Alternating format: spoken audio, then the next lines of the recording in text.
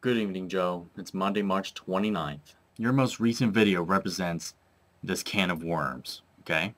Can open worms everywhere. I love how you claim that Star Wars, Star Trek, any space-related movie or storyline is exactly the same. That's fine, that's cool.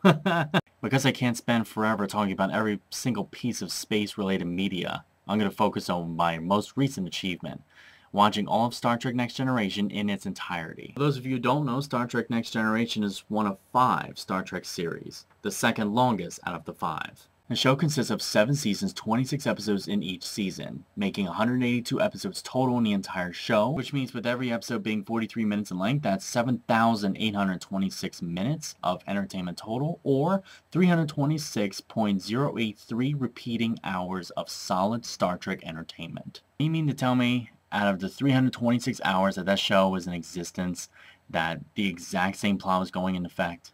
Now, the overall theme of the show is about exploration, so I'll give you that the majority of the shows are about exploration, meeting new alien races, and interacting with them. Oh wait, they shouldn't be interacting with their cultures via the Prime Directive. A couple shows were devoted to trying to fight the rules and the directives of the Prime Directive. We also had developing love relationships and child prodigies that are getting trained to become one of the best in Starfleet. Oh, and did I forget to mention the antagonists that exist in the series? The Cardassians, some of the Klingons, Romulans, and the Borg. Those are some of the main antagonists in the entire series. Not to mention any inorganic or non-sentient beings that play as antagonists too. Let's get into the characters, shall we?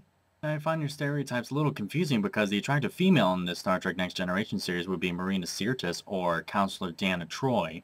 But that's funny, she's a counselor, just one of the senior staff that kind of helps with all the psychological problems for the 1,014 crew members on the ship. That's not important or anything. If I were to pick a comic relief, it would have to be Data, the only android serving in Starfleet. Oh wait, what was that? That wasn't a stereotype, that's a unique feature.